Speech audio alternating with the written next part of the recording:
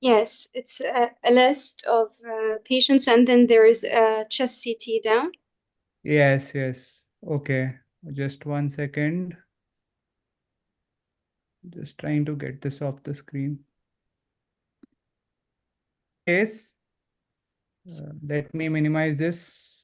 Yeah. So you can start with this case. Should I request remote control Yeah, or is you can request control. Yeah. it? Yeah. Okay. So this is, do you want to say something? Yeah. Are you able to scroll? Just check. Okay. Yes, I Yeah. am. So this is an abdomen CT scan with IV and oral contrast in portovenous phase of an adult patient. I'll first scroll through the images, then comment about my findings. So this patient has come with a high uh, inflammatory markers, and they have written query pyelonephritis. So they have given her antibiotics, and they have done an CT abdomen and pelvis, chest, abdomen, and pelvis. There is some lag in the scrolling, but it's scrolling. So there are a mild amount of bilateral pleural fluid. Both kidneys appear normal in size and outline, with normal corticomedullary enhancement. There is no differential renal enhancement and no hydronephrosis, no perinephric stranding. Moving down to the pelvis, I just need to scroll down. There is irregular mural thickening seen involving distal sigmoid colon with surrounding fatty stranding. Just need to check. There is an irregular, I'm suspecting a mesenteric soft tissue mass with tethering of the bowel surrounding it. Oh no, that's the sigmoid here. And then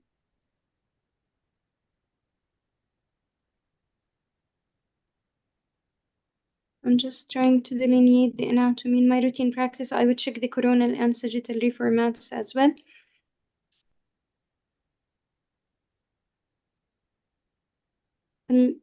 Multiple bowel, instead of a soft tissue mass, I think there are multiple bowel loops that are adherent to each other with mild amount of pelvic free fluid and stranding. So in my routine practice, I would check if there is any free air in the abdomen on the lung windows. Going the other way. There is no abdominal or retroperitoneal lymphadenopathy. The portal vein is enhancing normally, and no hepatic hypodensities or abnormality. So appearances are the main abnormality is centered around the sigmoid colon with tethering of the loops around it. I'm concerned about complicated diverticulitis with maybe enterocolic fistula. I'm still concerned about this area that there may be a soft tissue lesion there. I would like to check it on coronal or sagittal reformats if available. Yeah, you can. Let me just put it for you. 1 second. Yeah.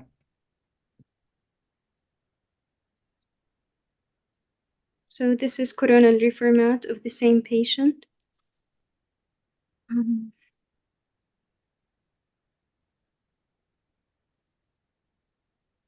Okay, it's now scrolling.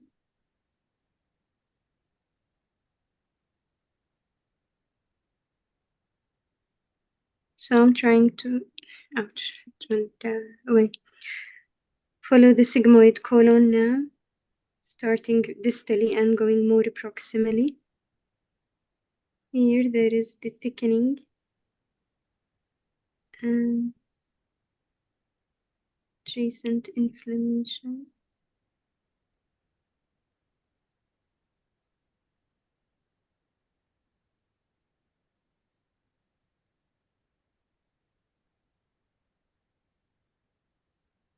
So I think it's sequelae of inflammation and maybe possible underlying fistula. I would like to take the case further by informing the treating team. I would maybe doing contrast enema to delineate if there is any fistula tract from the rectum, and also check the with the surgery, refer the patient to the surgery. Follow-up imaging for the possibility of sigmoid cancer would be recommended after subsiding of the acute event. Okay, so we did they treated with antibiotics, and they did a follow-up after sending the patient back home for giving antibiotics, and then the patient came back for a follow-up scan. So this is the follow-up scan. You can scroll. Okay. So on the follow-up scan, there is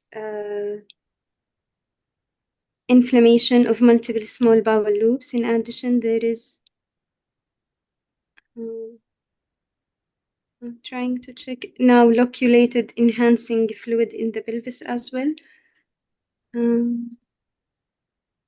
The urinary bladder shows diffuse mural thickening. It is collapsed or empty, but it shows diffuse mural thickening with perivesical fat stranding as well, indicating urinary bladder abnormality. I want to check the sigmoid. It's moving the other side. I'm sorry.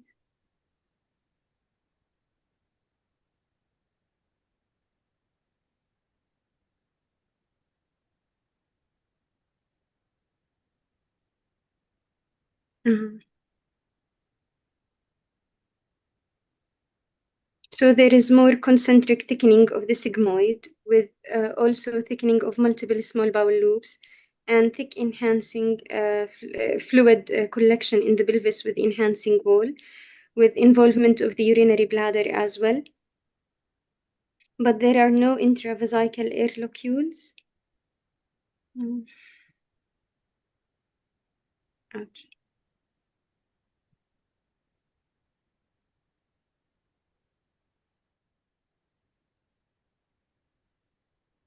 Should I use this one if it's can move? Yeah, if you're comfortable, you can use that for scrolling. Yeah, because it keeps going the other way. I'm sorry about that. Yeah, no problem. I'm just trying moving it. Okay.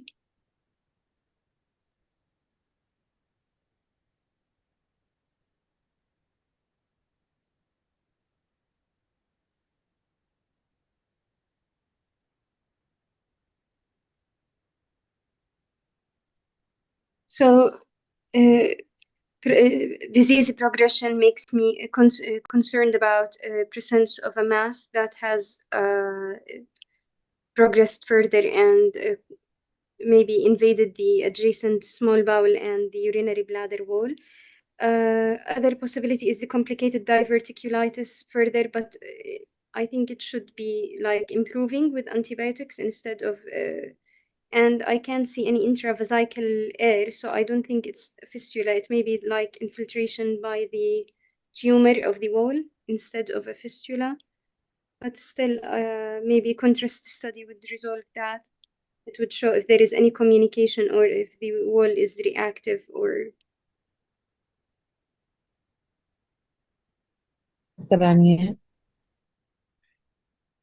Okay, so how would you like to proceed next? I would inform the treating team, refer the patient to the gastroenterology surgery for maybe staging chest CT scan and check the bone window also.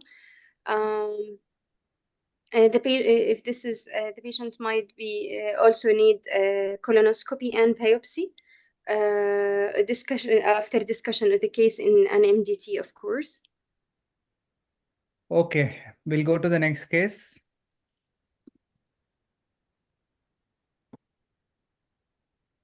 So this is a frontal chest radiograph of a skeletally mature patient.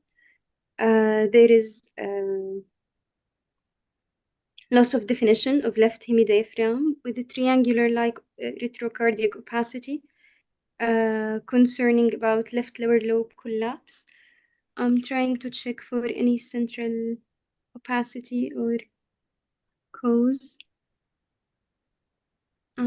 I can't see any central lesion or hilar lesion in the left lung, and the rest of the left upper lobe appears clear.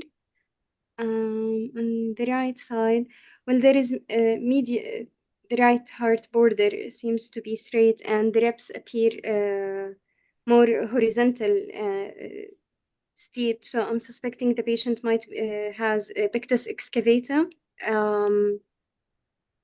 In my routine practice, I would check the patient's previous images and check if the patient is still in the department. I would examine him physically, and otherwise maybe check for lateral radiograph if available. So so what is your diagnosis again? Is it pectus excavatum? Yes. Okay, the patient has some acute pleuritic type of chest pain. Pleuritic chest pain. Pleuritic type of chest pain. Okay, so I'm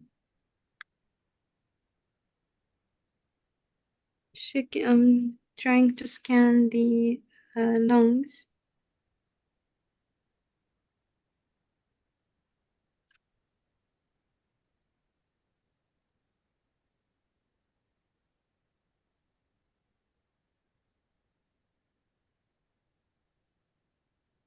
Well, I'm trying to find if there is any oligemia, but the breast shadow is covering part. Still, the border of the left hemidiaphragm makes me concerned about left lower lobe abnormality. That might be the cause of pleuritic chest pain if it is on the left side. Usually, pleuritic pain would be localized.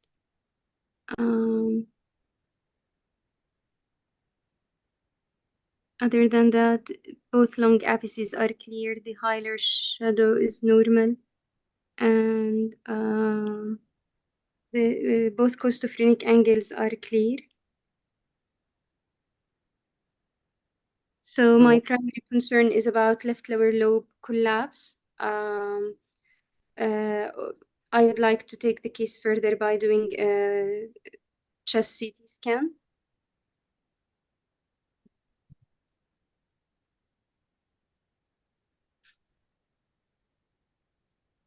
You can see the images. Okay, scroll from here. Okay, this is contrast enhanced chest CT scan, soft tissue window, axial cuts. This confirms left lower lobe collapse with air bronchogram. Trying to scroll through, check for echoes. There is bilateral breast implants.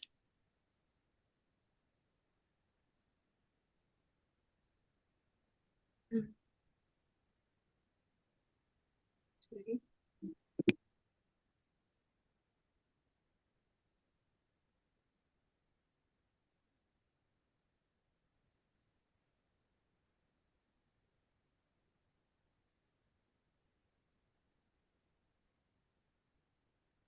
And there's some cystic changes in the area. And I'm checking if there is any abnormal vessel. No evidence of systemic arterial supply. And I didn't detect any endobronchial lesion, but I would like to check it on the lung window if available as well. Yeah, you can look. Let me just put it. Yeah, you can go to that.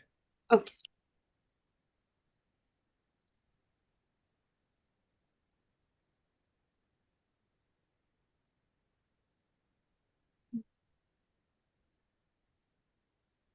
So the trachea is patent, the left main bronchus is patent.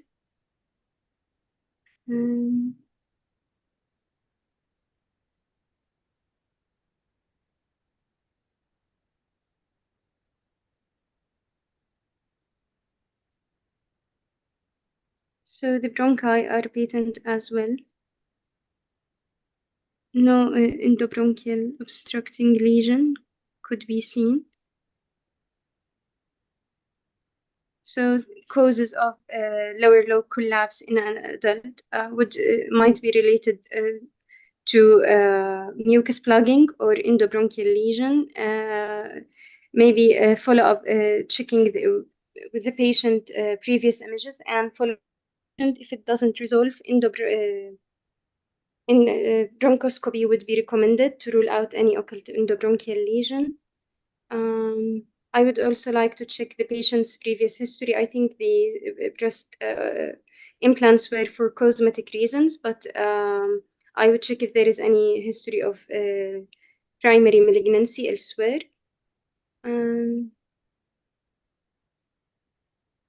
That's it. Any differential diagnosis?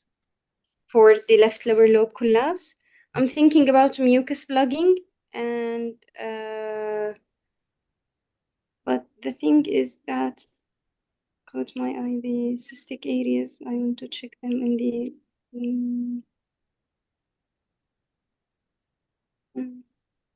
no cystic areas.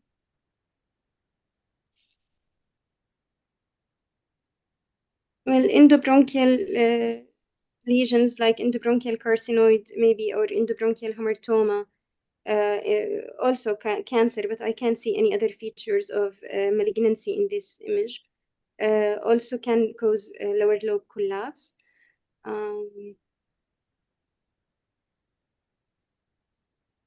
Okay, how do you take this further? I would check patient's previous images and then follow up the patient. If this is due to mucus plugging, then it will just improve. But if otherwise, then the patient would need bronchoscopy to rule out endobronchial lesion. Okay, we'll go to the next case now.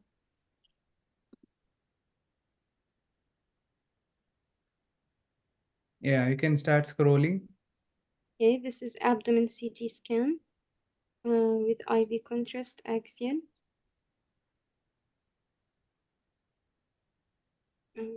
Trying. I'll just take a moment to review the images.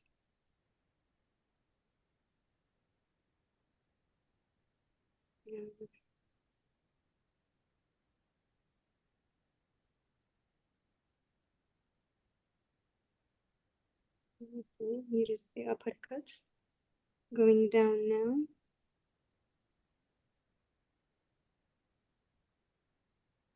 Nasogastric tube inside. There is splenomegaly.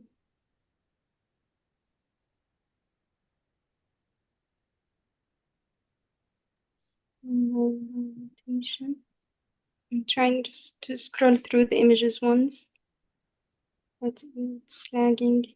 Okay.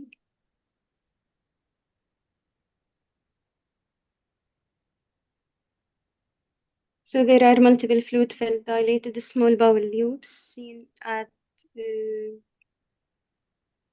in the center of the abdomen. There are distal collapsed small bowel loops as well, and this anterior abdominal wall. There is a hernia. There is a periumbilical hernia with narrow neck. In my routine practice, I would measure it.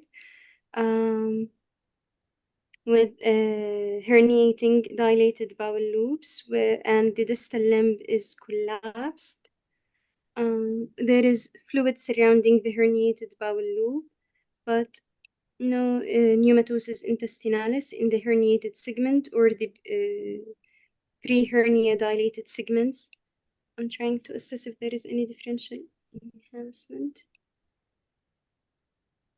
Also, the mural enhancement seems to be iso-dense, iso-enhancing.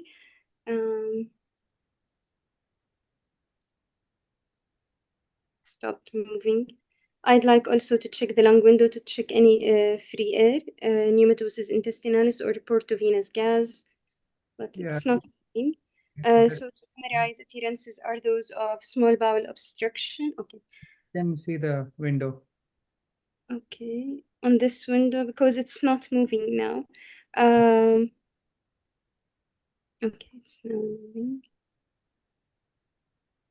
Let me just get, yeah. You can use this one to scroll.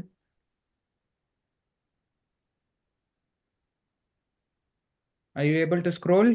No. Okay, okay. So I'll just go back to that the first. Okay. Okay, so there is no free gas. Yeah. Okay, so there was also bilateral pulmonary collapse. I'm concerned about aspiration, or maybe I check the lungs specifically for that.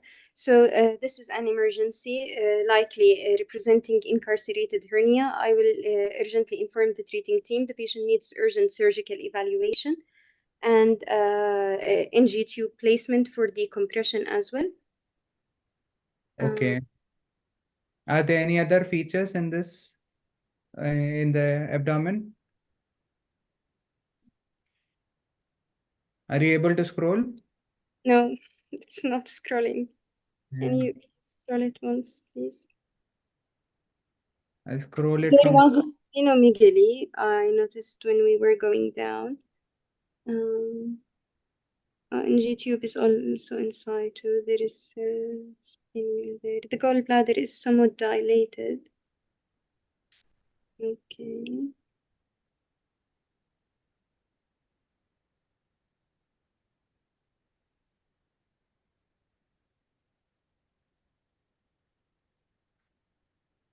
Okay, so Fluid. so your diagnosis is Small bowel obstruction due to hernia. Small bowel containing hernia. okay. The first hernia. Yeah. Let me just 1 second. Okay, so the patient was taken up for surgery. This is the post-operative CT scan. The first day post-op. Yeah, this is the post-operative scan. So could you see and could you see? Are you able to scroll? Yeah. I No, think I just think. stop and try to ask for control again. Okay, let me try. كل خميس اكو هذا سيشن. يلا إيه.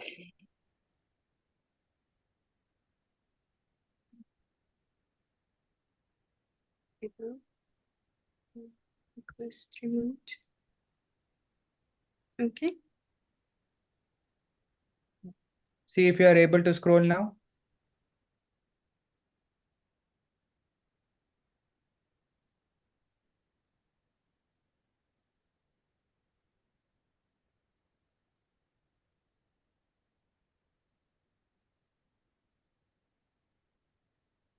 Okay. So there is bilateral atelectasis. There is irregularity of the hepatic surface and a splenomegaly with multiple collateral vessels, likely varices. There is free air, which is likely due to the surgery, but it's trying.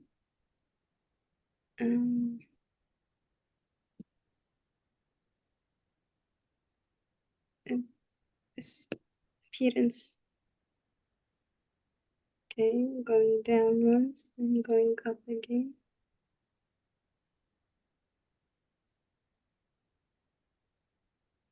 There is relief of the hernia, but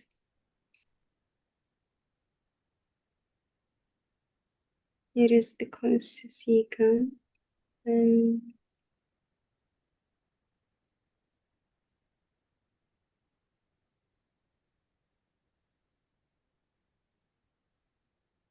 there is. I'm trying to delineate the transverse colon from the air, but it seems like I'm concerned about necrosis in the colon.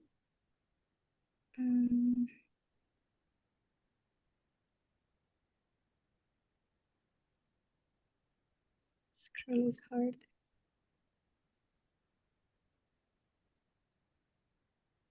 So there is now normal mural thickening involving the small bowel loops.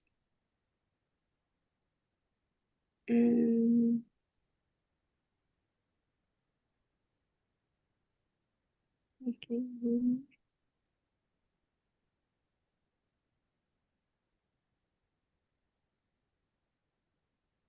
Okay, so anything else in the other than what you already mentioned? Yeah, well, other than the hepatic cirrhosis, likely portal hypertension, my concern is about the transverse colon. It appears like there is it's filled with air, but also I can delineate the wall. There is small bowel mural thickening, which could be related to post-obstructive edema, or it could be related to infection. As there is also a mild amount of free fluid and enhancement of smooth enhancement peritoneal reflections, but also could be post-operative in nature. Okay, so I'll go to the feedback now. Yeah. Yeah, could you just stop control? Let me go back to the first case. Now, Yeah, okay, let me leave up. Okay. yeah, sure. So this was your first case. You did extremely well in this case. So let me show you the axial. So this patient, as I mentioned, came with a history of increased inflammatory markers and pain abdomen. So you're seeing there is some inflammation, something going on over here. There is diffuse fat stranding, and there is some like inflammatory mass kind of like a phlegmon kind of development over here. You correctly mentioned there is thickening of the sigmoid colon. You see there is diffuse mural thickening of the sigmoid colon, and there is some also there is a lot of fat stranding and inflammatory changes. So this could be, as you mentioned, this could be one of the differentials for this would be a diverticulitis with perforation. You mentioned about colovesical fistula. That is, the bladder is a little away and there is no gas. So maybe that's a less likely, but definitely it could be a diverticulitis and perforation. You correctly mentioned that this could there could be an underlying malignancy over here. So that was the case. We went and did a follow-up. And in the follow-up scan, they treated the patient with antibiotics and they did a follow-up. And the follow-up scan, you see this necrotic mass-like structure with cystic areas. So this could again be an abscess, but you see this dense enhancement. You're seeing this enhancement and thickening of the sigmoid colon. So this definitely should raise the possibility of a malignancy. So this was, they took a biopsy and this was a malignancy of the sigmoid colon. They did an endoscopy, colonoscopy and a biopsy, and this was, everything was a part of the malignancy. It was a necrotic mass and it was a malignant sigmoid colon. So you have to remember that learning point over here is whenever you see such cases, you may suspect a diverticular disease and perforation, but always suggest a follow-up after antibiotics because there may be an underlying malignancy, and especially when you see diffuse thickening and enhancement of the colon, like in this case. So this thickening is definitely not commonly seen in just plain diverticulitis. So you have to have a suspicion, ask for a follow-up, ask for, and if it persists, then you can go in and do a biopsy to look for malignancy, and also refer the patient to MDT as you correctly mentioned. So good, you did well in this case. Let me go to the next case now. So this patient, I mentioned that they had the pleuritic type of chest pain. So you mentioned it could be a pectus or a left lower lobe collapse. What I was looking for is that you should have mentioned it could be a consolidation. Just so there is, it looks similar. Both you can see that the left diaphragm is not seen. You see there is some increased density in the retrocardiac region. This is the cardiac margin. Of course, the right heart margin is not very well seen, but I said there's not much rotation. So yeah, you can consider pectus, but I'm not seeing any flattening of the ribs, and the figure of 7 appearance abnormality of the lips is not seen, but definitely there is increased density over here, loss of margin of the left hemidiaphragm.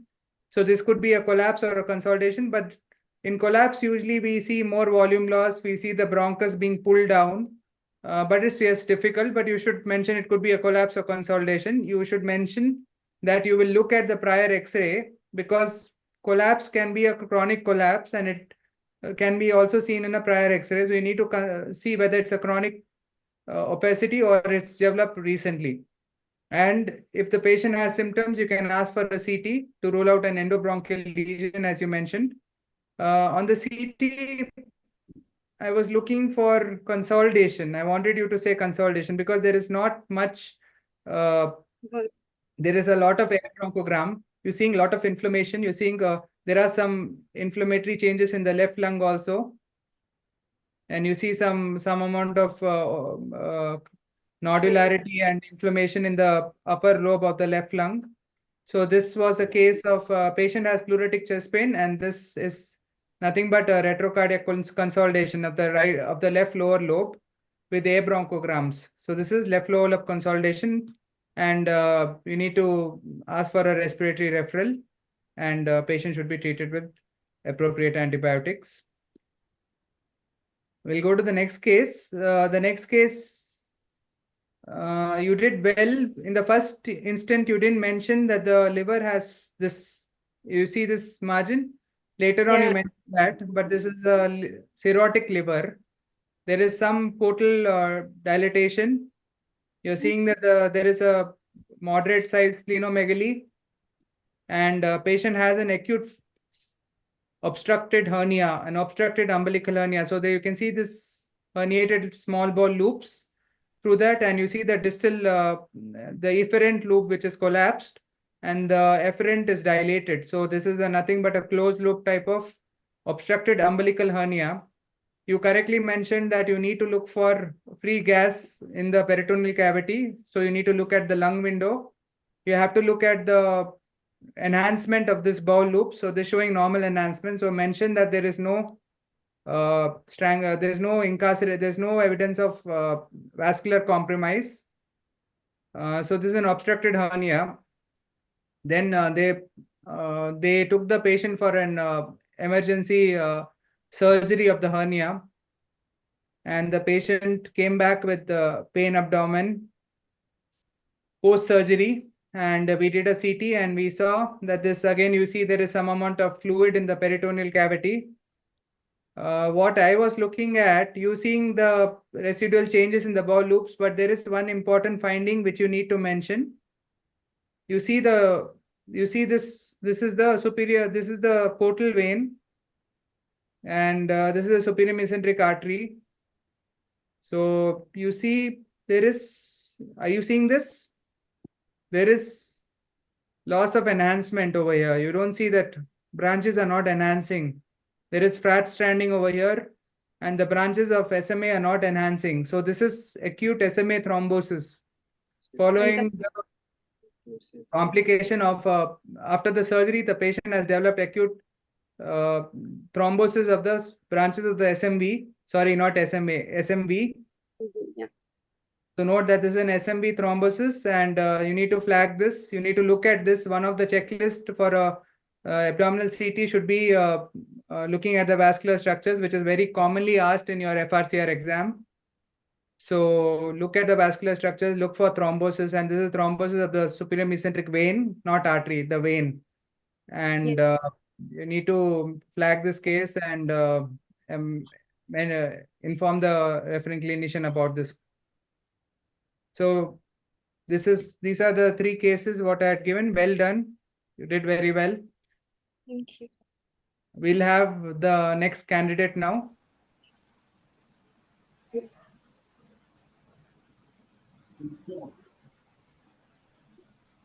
Yes, I'm here. Okay, so can you request control? We'll go to the next case.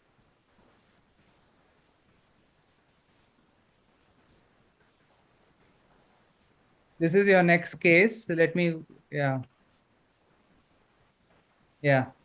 So I've been provided with X-ray of the DL spine, AP view, and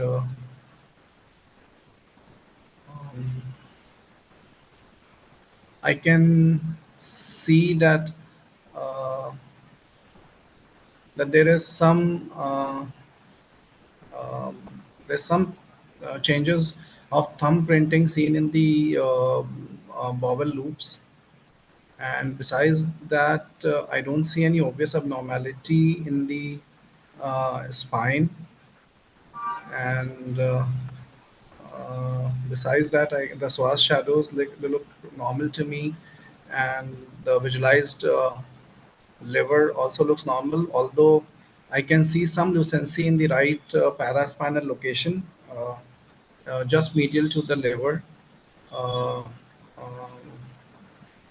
um, which looks a little suspicious to me. And with this, I would like to know the complaints of the patient if the patient had acute presentation. I'd like to inquire about the history of the patient, and I'd like to proceed further with the cross-sectional imaging. Okay, we did a. You can see this. Okay, The same so patient. same patient, sir. Yeah. Okay. So on this chest X-ray of this same patient, um, um, I can see that there is an slightly inhomogeneous opacity in the right lower lung zone, which could be infective in nature. And besides that, there's no free air beneath the diaphragm. The spine looks, the underlying, the visualized bony structures uh, look normal to me. There's no obvious bony destruction, and there's no evidence of any pleural effusion or pneumothorax. Um uh, there is a tube which I can see on the left side of the on the left side of the chest, uh, which is probably um, at the cavoatrial junction on the right side. So this could be a central line. Uh, Besides this, I don't see any obvious abnormality. The cardiac shadow also looks normal to me. The cardiac size looks normal. Okay, so what do you think the opacity, cause of the opacity which you mentioned? Um, mm, um,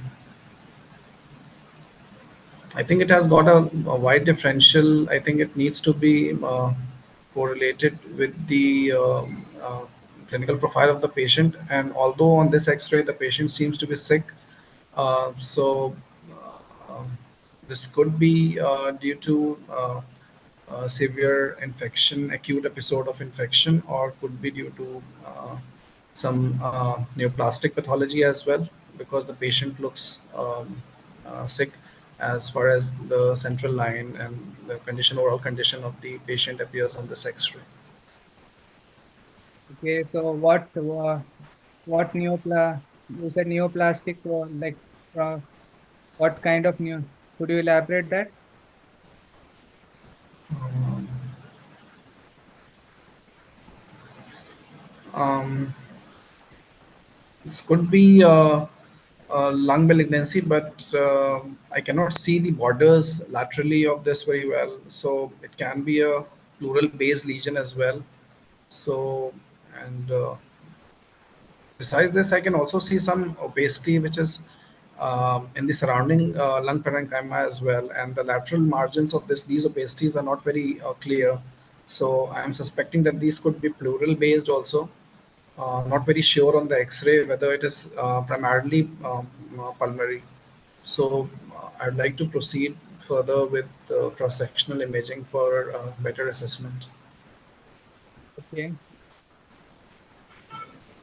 then you can scroll through Uh, this. okay. Mm. Are you able to? Mm, I'll just ask for the remote again. Okay, I've already requested, but I'm not able to scroll. I think.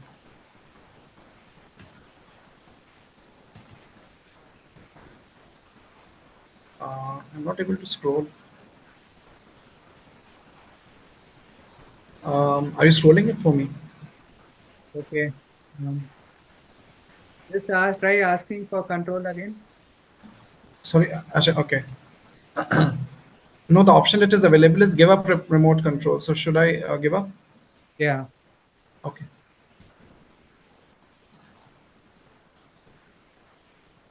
So, Ask for control again. okay.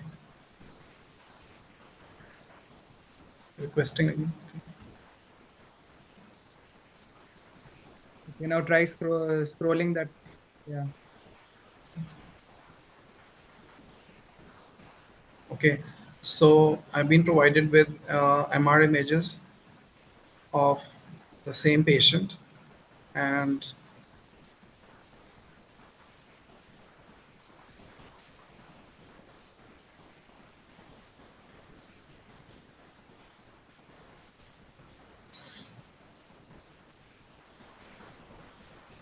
so I can see that that there is a T2 hyperintense lesion, which is uh, on right. I'm not able to scroll it well. It's jumping at times, which is there in on the right side of the chest, and it is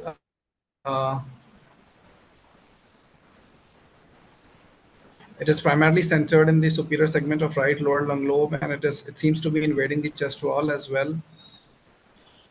And as this was suspicious on the chest X-ray, also. So, and regarding the angles which it is forming with the chest wall, um, it is not typically obtuse.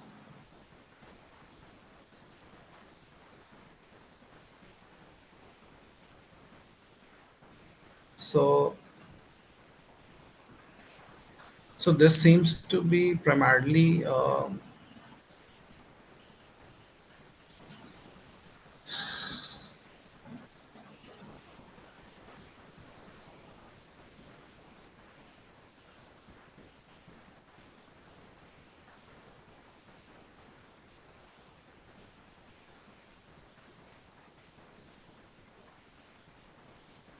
Okay, you can just concentrate on the lesion itself. So what do you think? What are your differentials? uh,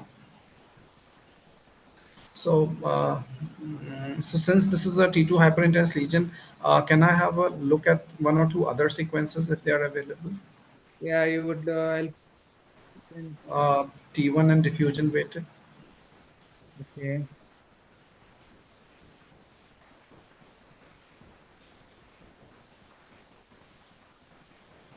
You want to see the diffusion? Sorry, yeah, I want to see the diffusion higher V values. Okay, these are the contrast. You can see the contrast. Okay, I'll just try to scroll.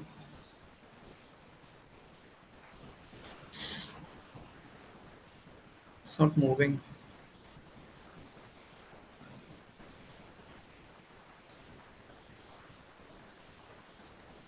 So it's not.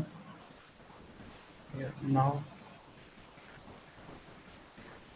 Okay, wait, just a second. I'll just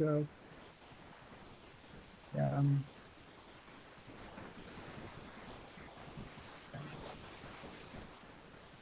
Okay. Um, are these the post contrast images? Okay. Yeah. Yeah. So, so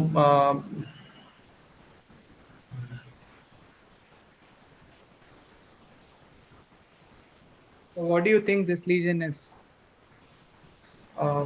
there are a lot of non-enhancing areas as well in the center of the lesion, but then there are some solid component as well, few strands which are showing enhancement. So this could be this is very well defined also, but this Okay, is this an is aggressive lesion. a young patient. The patient is a young patient who has come with this. So considering the age, if the patient is young and look with this such an aggressive lesion, there are only two possibilities which are coming to my mind right now. It could be an Ewing sarcoma or of the chest wall, and besides this, osteomyelitis with associated collections. But I'll keep Ewing sarcoma first, and I'd like to correlate with the clinical profile of the patient, and will like to proceed with histopathological assessment. Yeah. Let's go to the next case. Okay. This was the post-operative X-ray. We'll come back to that. Okay, you can let me just put the yeah. So these are the post-op. This is the post-op This CT. is a different. This is a different patient. Your next case. This is. Okay.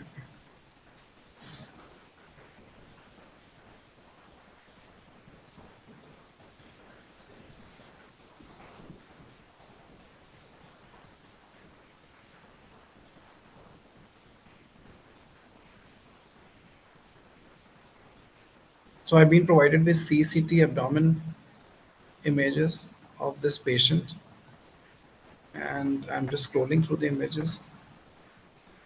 Okay, so there is a lesion.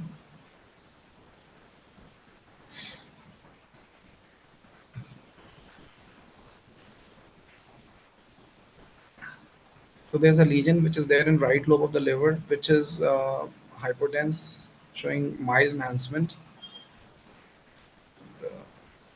Besides this, I'm not able to see the GP, I think.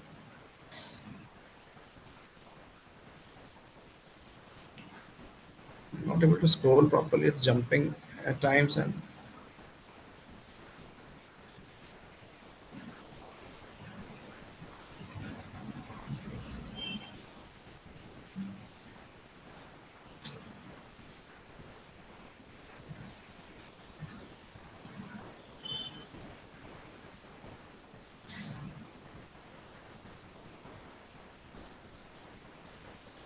okay, so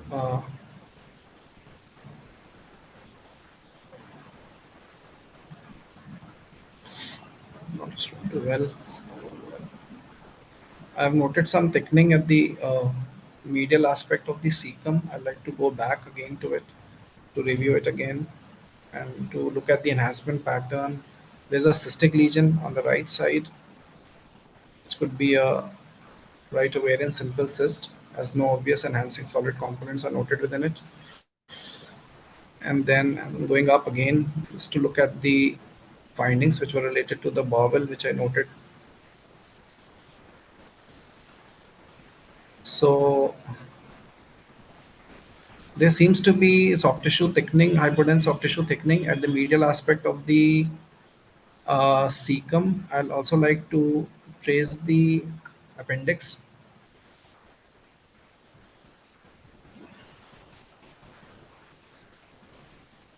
Scale. Just to be make sure. Okay, so this seems to be the terminal ileum only, and I'm not able to make the appendix. I think it is there.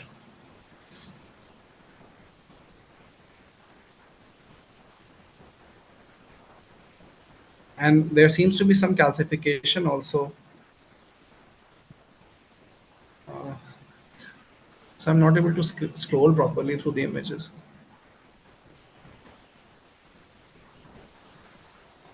Um, okay, so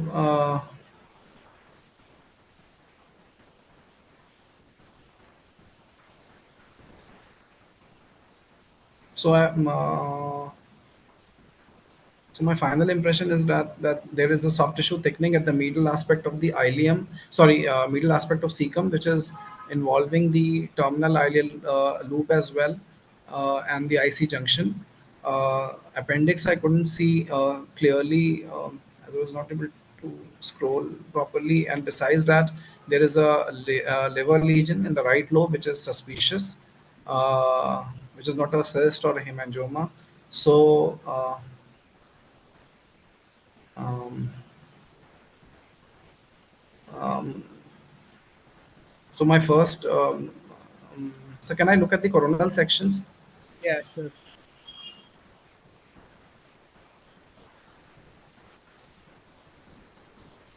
Um, to scroll.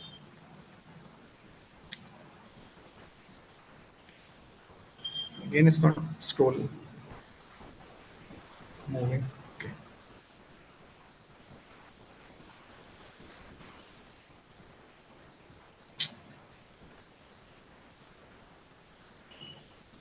It's not moving.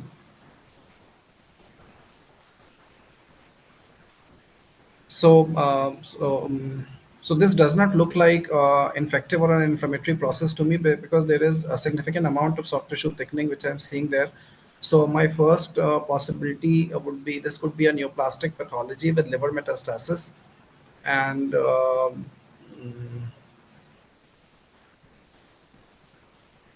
What and what neoplastic? Which neoplastic could you arising from which part, and what are your differentials?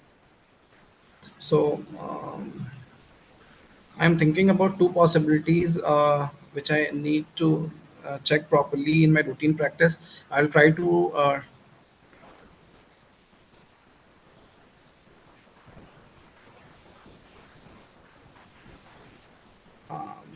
think.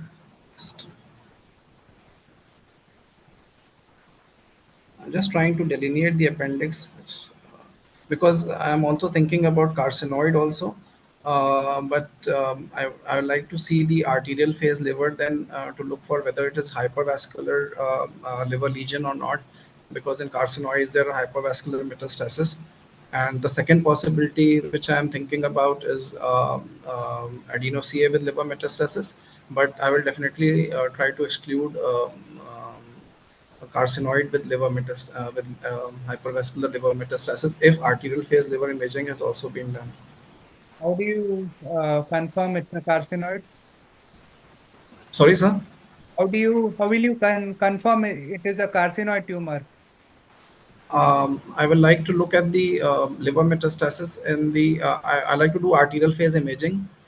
First of all, as far as CT scan is concerned, and otherwise, we can proceed for the nuclear scan, the octreotide scan also. Okay, this is an octreotide SPECT scan, SPECT CT octreotide. Okay, sir. Was post resection. They resected the tumor, and Okay. they did a follow up after 3 months. So this is a SPECT follow up. They did a right hepatectomy and tumor resection. So, but here again in the follow up, I can see there are two You areas of. scroll and see. Could you scroll Yes, the? yes, sir. You can scroll the images. Okay. Not scrolling. Okay, let me scroll it for you. Just Okay. Okay, so there is another lesion in the liver which I am now seeing in the left lobe as well. And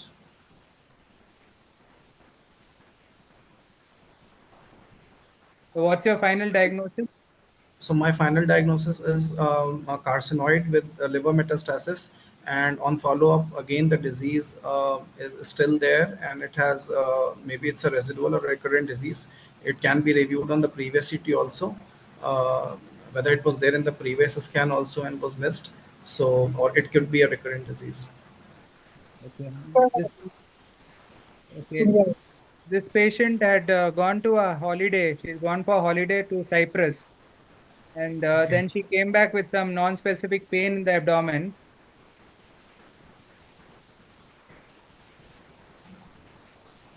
So if Okay. you can scroll and see what it is. Okay. Uh, Again, it's not moving. I need to request.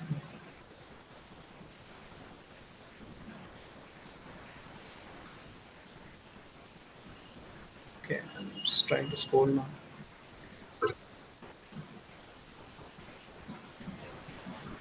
Un poco pareva che sembra lei sta facendo. Uh, Okay, I'm scrolling through the images now. So these look like to be post contrast.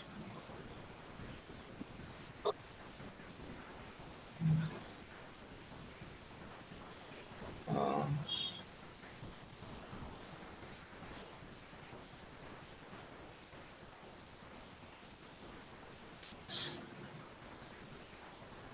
I'm not able to scroll properly.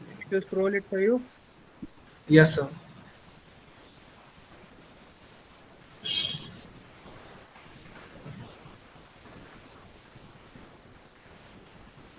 Okay. So I've been provided with post-contrast images, axial sections of this patient, MRI images, and I can see of the upper abdomen primarily, and I can see some collection there in the region of, I think, second, you go back a little bit, yeah. So in the subhepatic area near the gallbladder, I can see some peripherally enhancing collection uh, beneath the anterior abdominal wall. So, uh, and this seems to be inseparable from the adjoining bowel loops. And so, I think,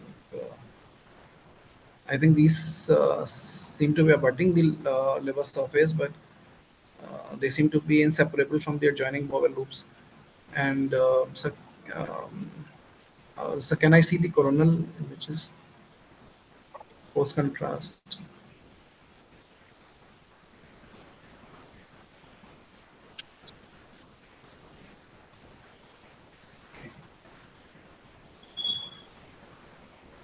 Okay, yeah, they seem to be yes, below the liver, um, and they look like abscess to me, peripherally enhancing. But I would like to confirm these collections on the T2 as well as diffusion weighted images if they are available.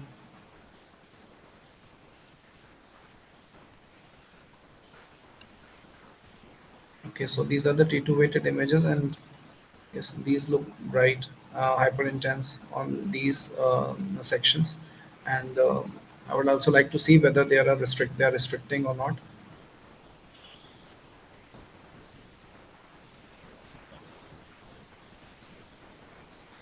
Okay, there was okay. I'll just show you the diffusion.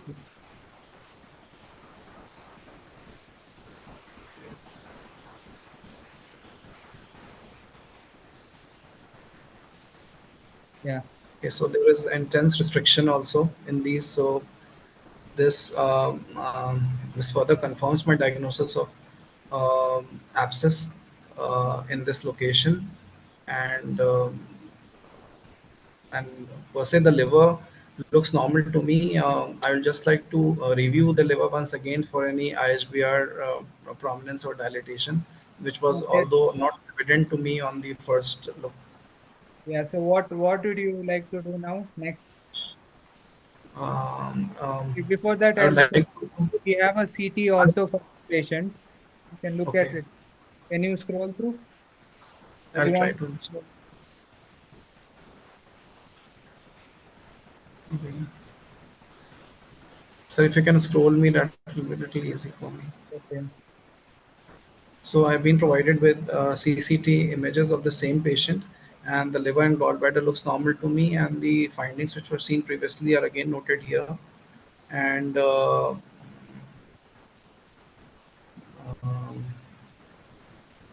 I would like to have a look at the bowel. Uh,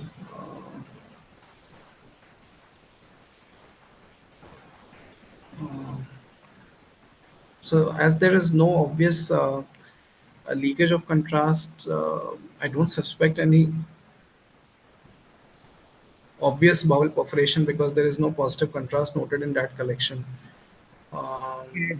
So so we can I see the coronal sections of these yeah CCT images? we have the coronal sections. So based I on like. these findings, what do you think? I believe that this is a this is an abscess intra-abdominal. Okay, so this is a follow-up scan.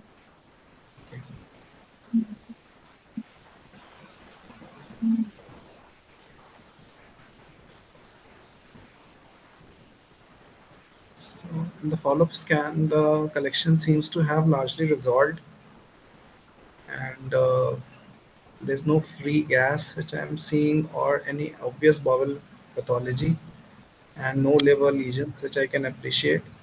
I'd also like to look the pelvis if there is any. Maybe there is a little bit of fluid. I'll just like to see, but there's not much any significant. This bladder, and I feel that this is largely resolved. Probably. So you think it's an abscess. Yeah. Okay, let's go to the feedback now. Okay. So the case number, the first case which I showed you, okay, let me just start with that case itself.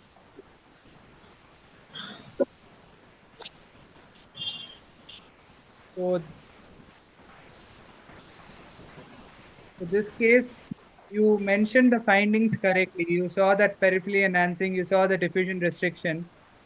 But there is one more sequence you could have seen.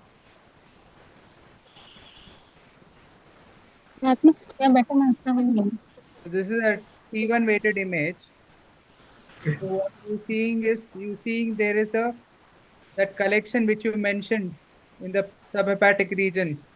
It is very hyper in T1 weighted image. So you have to see the T1 weighted image. This collection is hyper intense on T1. Coming to the T2 weighted image, let me just show you.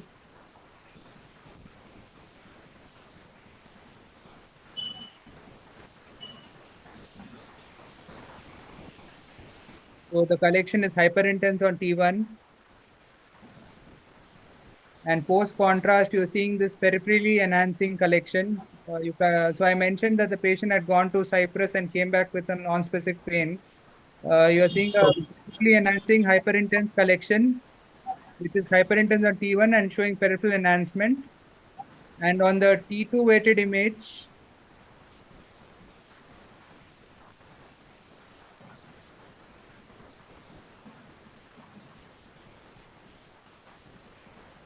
yeah, on the T2 also the collection which is seen in the subhepatic region is hyperintense. So a peripherally enhancing collection which is hyperintense on T1, T2, and it should raise the possibility of a hematoma also along with an abscess. okay. So that is one thing you need to keep in mind. You seeing on the CT, you see the density of the collection. It is dense. It's extending along the liver margin. You're seeing it in the Morrison's pouch. You're seeing in the subhepatic region, and it's quite dense. You're Okay. seeing it going along the peritoneum, it's going into the pelvis. All this is a part of the collection. It's very dense collection. It's over here, entire peritoneal cavity, subhepatic region, dense collection. And we do a follow-up scan, and there is nothing seen. You don't see anything over there. This was a case of a hematoma, which was incidentally she had a fall or something, and she developed a hematoma. And on the follow-up scan, it had completely resolved. So you need to keep that in mind. You did well. You mentioned the findings, but keep hematoma in when you're mentioning such collections. You always ask for other sequences like a T1 weighted image also. This one you did very well. This I started with this. You're seeing this mass. There's a mass in the region of the terminal ileum, medial to the cecum, as you mentioned. The mass is having some foci of calcification over here. Can you notice? There is a focus of calcification over here. Yes, sir.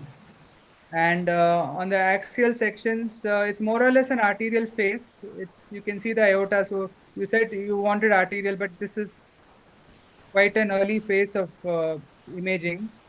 And you're seeing these lesions are showing dense enhancement. So there are multiple lesions. So I know you're having problem scrolling, but you can see there is one over here. and there is one there. So there are multiple lesions. There is something over here also. So there are multiple liver lesions, and when you go down in the pelvis, you see there is this thickening in the region of the terminal ileum, and you are seeing the calcification, and you are seeing some amount of desmoplasia, the spiculated mark surrounding mesentery, which showing some amount of spiculations. So this is very classical for a carcinoid tumor. So this was a carcinoid of the terminal ileum. They resected the tumor. They resected the right lobe of liver, and after a couple of months, they did a follow-up PET octreotide scan. And in the PET octreotide scan, they saw there's a lesion over here, sorry, a SPECT octreotide, and that was lighting up, and that is a recurrence liver metastasis from the carcinoid. So good. We'll go to the case number 1. This was a very subtle case. So on the first, sometimes in the exam, they show such cases. So if you see the 8th rib over here, the top 8th rib on the DL spine, you see the margin of the rib. So this margin is very crisp. You're seeing the crisp margin, but you see here, the rib is irregular. So sometimes this is one of the type of cases which they show. This is called the corner of the film type of cases. So there is rib destruction, which is seen over here. So after this, I showed you the chest X-ray. So if you see the margin of the rib over here, the 8th rib, it is not very well made out. Of course, it is very difficult, but you see this density. Whenever you see the density, you follow the margins of the rib. So you see the crisp margin, you see this rib has a very crisp margin, and this rib has a very ill-defined margin. So it's not a very, so it could, you could suspect an extra thoracic, extra pulmonary lesion.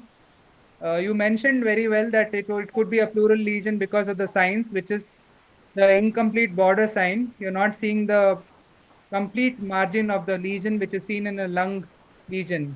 This is a very, the lateral margins are very, it's merging with the thorax. You're not seeing the margins. So this is an incomplete border sign. So it's a lesion which is not a lung lesion. And on the MRI, you see that there is a lesion over here. So you were suspecting it could be a lung lesion or extra thoracic lesion.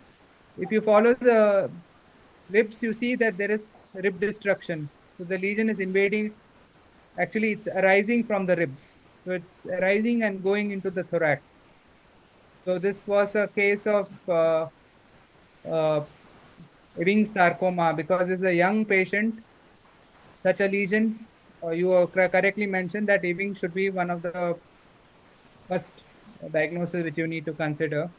So this is a case of Ewing sarcoma of the thorax. So very well done. You did very well in this all the cases. Thank you, sir. Okay, we'll go to the next candidate now. Hi, can you hear me? Yeah. So let me go to the next case. No problem.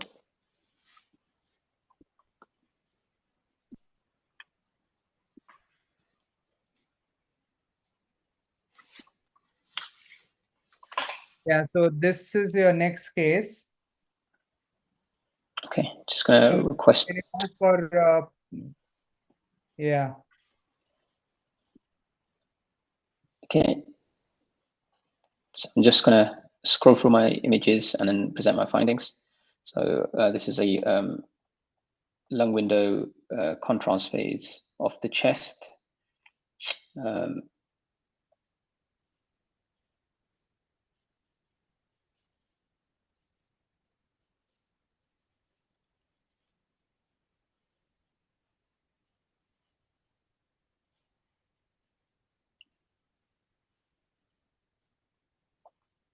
Okay, so as I'm scrolling, I can't see any large filling defect to suggest any pulmonary embolism.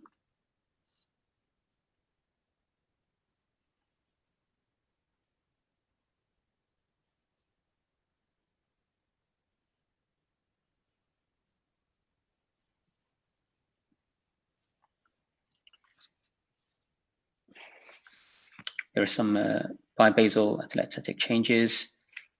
But nothing, there's no focal consolidation that sort of jumps at me.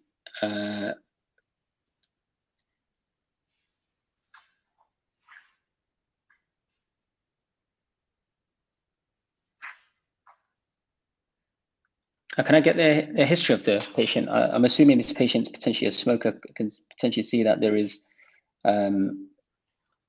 lucencies of both lung fields. Trachea is central, and I can't see any endobronchial lesion. The patient presented with breathlessness. Breathlessness. Okay, fine.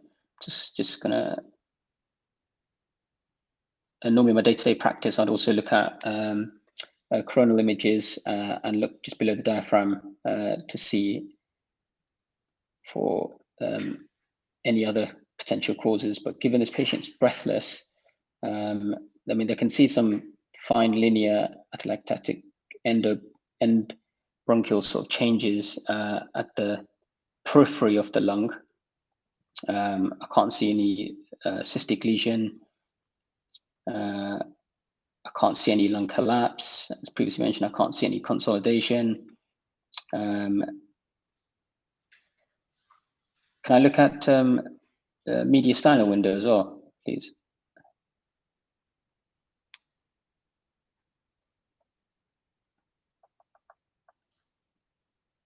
Okay, just trying to scroll. Okay.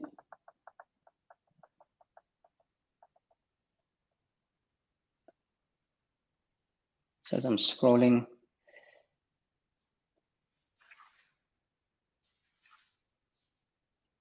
so as previously mentioned, I can't see any lymph nodes, and I can't see any mediastinal lymph nodes, and I can't see any large pulmonary embolism or any obvious filling defects.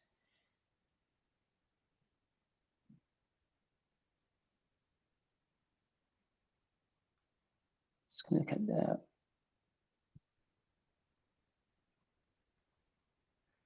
upper chest.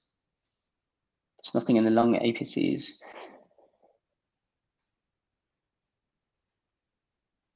So nothing really jumping. There's no mediastinal lymph nodes. Heart swell position. There's no signs of any cardiomegaly.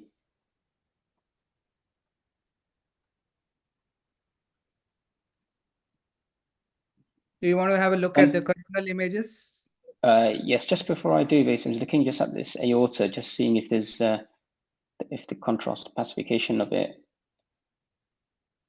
is satisfactory. Just below, just at this position, I'm just trying to judge if there is a mural thickening of the aorta, but that could be because of the contrast. Given I can't obviously appreciate any thrombus elsewhere. Is it possible to look at the coronal slices?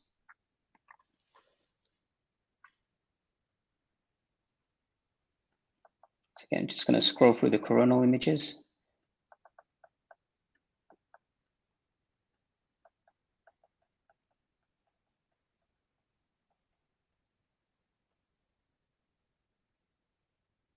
So these are thick coronal slices. Can I look at them in lung window, please? Do you want the lung window coronal size slices? Yes, please. Yeah.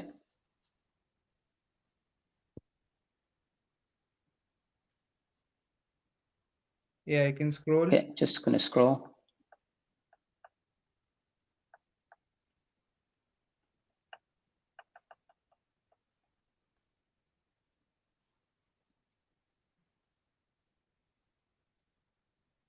So I can't see anything under pleural bases. I can't see any irregular contouring. I can't see any pneumothorax. I can't see consolidation. I can't really appreciate any pneumothorax.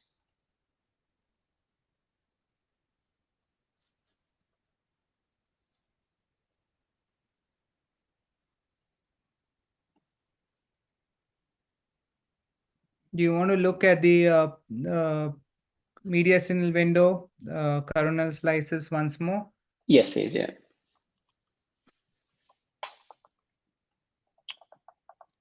You said you mentioned some abnormality in the lung. So what At the atelectasis here? at the peripheral base of the lung, basically, is what I'm thinking. So usually I'll be thinking about things like lung infarct, but I couldn't see any sort of, triangular shape. First thing I was thinking about is this an element of a pulmonary embolism?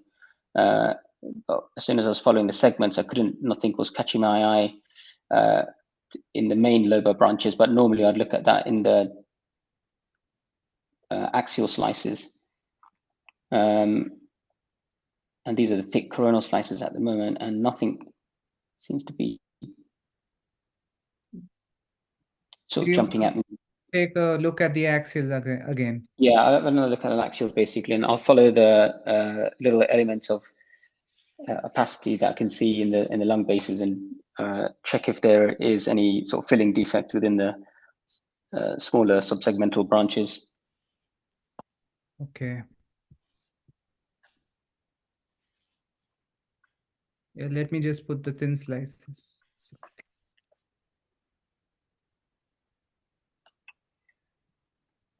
Okay, so I'm just going to scroll through.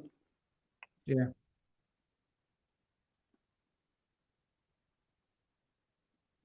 So scrolling. So I'm just going to follow.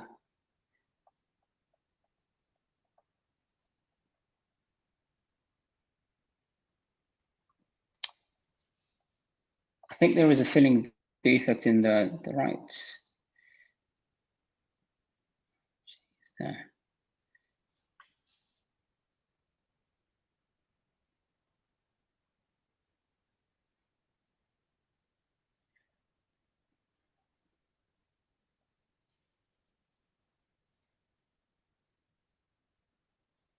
So essentially, I'm just looking for just some filling defects for any pulmonary embolism. Okay, so the patient had raised in D-dimer. Okay, so patients had a raised D-dimer and a short breath. So, I mean, there's no right heart strain. The pulmonary artery to the aorta is looks at the same 1-to-1 level. Other reasons that D-dimer could potentially be raised is I'll be thinking about malignancy and so forth. But again, I can't see any lung masses. I can't see any mediastinal lymphadenopathy. We'll go to the next case. I'll come back to this later.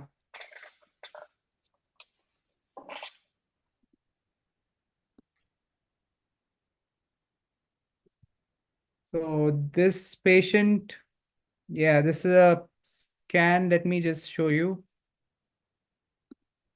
So the patient had some swelling and has got a scan done. So you can just see. Okay, so I'm presented with an ultrasound study of what looks like to be the thyroid.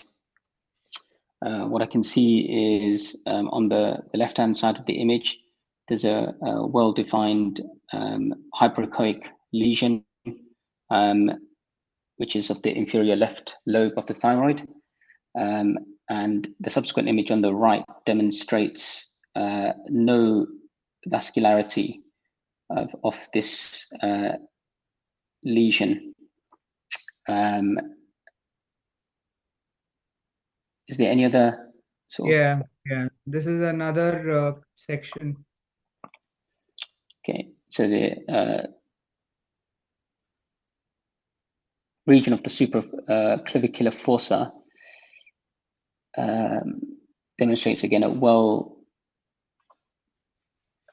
anechoic cystic lesion, which demonstrates no vascularity, but adjacent to it, there are other larger cystic lesions. Those are the vessels, you can ignore them. Okay, fine. So looking at this well-defined anechoic cystic lesion, I would. There's another section, yeah. With Okay, and I believe that's the it's another cystic lesion. I'm assuming that's the vessel sort of traversing through of the supraclavicular fossa.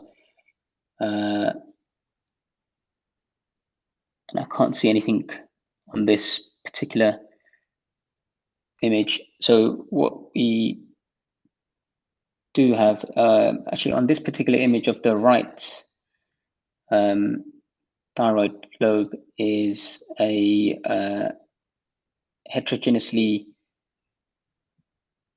hyperechoic lesion, which shows increased vascularity.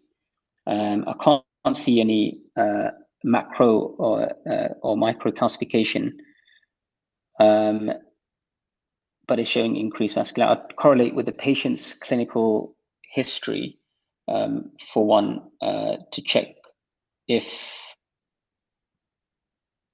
the patient has a known background of sort of thyroid function tests, or if there's any T3, T4. I'll also be kind of thinking about a parathyroid and check for sort of PTH levels too at the same time for this patient. okay, so the patient had some changes in the PTH level. So Okay. what would you, how do you confirm this? What do you do So, next?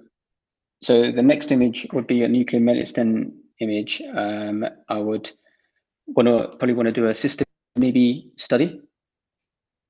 Okay, we have, this is a I-123 technetium-99 subtraction image. Okay. System B subtraction image. So the first so subtraction images are being provided to me in System EB. What I can see is in the the left thyroid lobe, there is, or left and right, should I say, multiple uptake on the subtraction images, indicative of hyperparathyroid. This could be parathyroid adenomas. I would refer my findings to the clinical team and compare with PTH levels, calcium, vitamin D, check if the patient has a background of sort of, renal failure and things like that as well at the same time. Okay, let's go to the next case.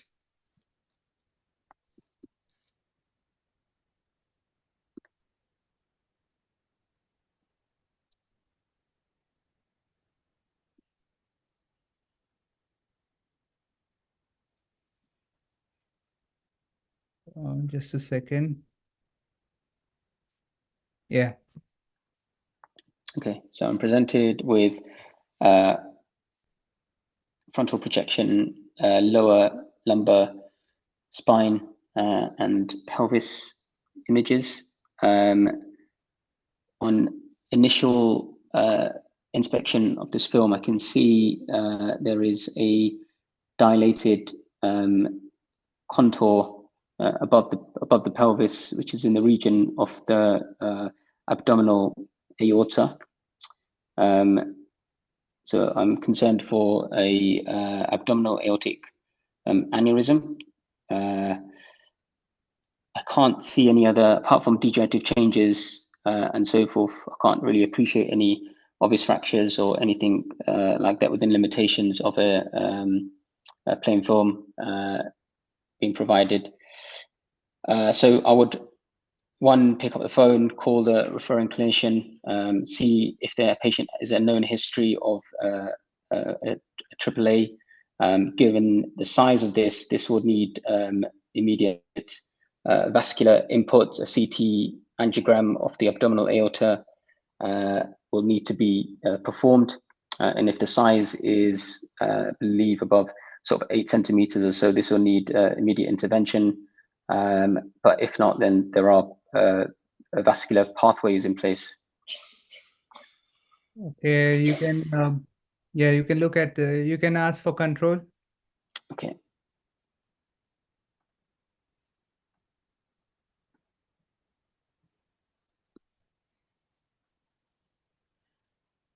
Okay, I've asked for control, just looking for the scroll bar. I see it, found the scroll bar. Okay, so I'm just scrolling through the CT abdomen non-contrast. And this confirms my finding that there is a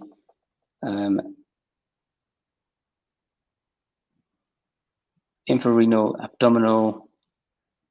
These are post-contrast. Apologies, yeah, post-contrast images, yeah, because the contrast density shows in the aorta is of different densities. I think this is an aorta-iliac aneurysm going on. Just the left common iliac is also relatively tight. So there's marked atherosclerotic disease. Just scrolling up, there is also a the right common iliac vessels are okay. Otherwise, so dilatation. There's no immediate sort of rupture that I can see. There is intimal sort of calcification with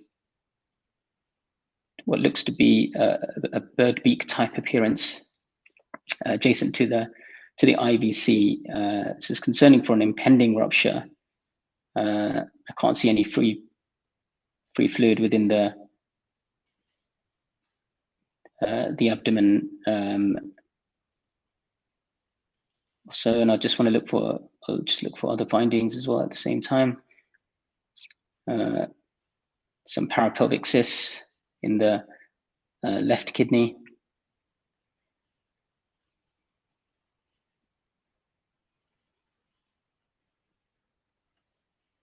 I'm just going to check something else going on. So in my day-to-day practice, what I'll also do is reformat the images, measure the aorta in 3 different planes using the coronal slices too at the same time. This needs immediate vascular inputs, given that there's an aorta-iliac aneurysm. There is bird beaking at the cuff of the infra-abdominal aorta, which is concerning for an impending rupture. There's no associated, just looking at the kidneys to check for any organ infarcts or looking for any bowel infarcts, which shows normal mucosal enhancement. And obviously, I'd also look for any free air in a bone window. Yeah, do you want to look at the bone window? Yes, please.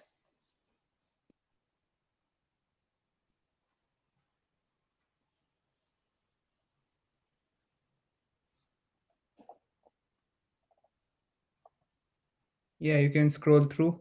Yeah, just scrolling through. Okay, so there's some left pleural effusion. I'd normally want to check the Hounsfield unit of that just to ensure that it's not any sort of hemothorax or anything, but it probably will be simple. But so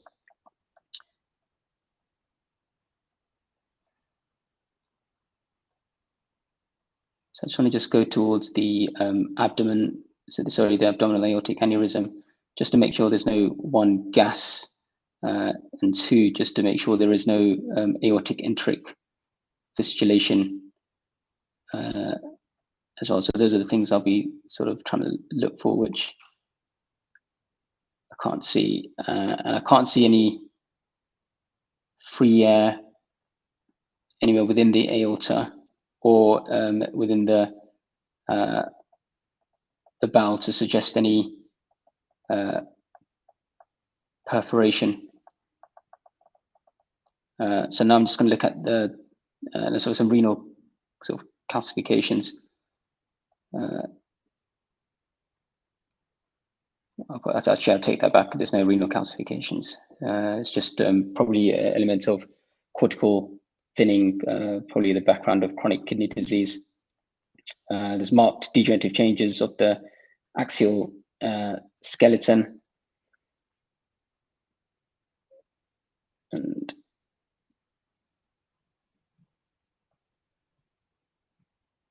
And so looking at the psoas major muscles as well, just to make sure there's no hematoma or anything along those lines. That's there. So overall, this is some sclerosis of the sacrum, but this is all likely to be sort of degenerative. And this is probably some facet joint arthropathy, given I'm assuming this patient's elderly too at the same time, so age-related changes more than likely. So overall, this is a case of a triple aortic iliac aneurysm. I would refer my findings to the vascular team and see if the appropriate is a candidate for endovascular intervention in the first place. Okay, let me give you the feedback. Could you stop scrolling? So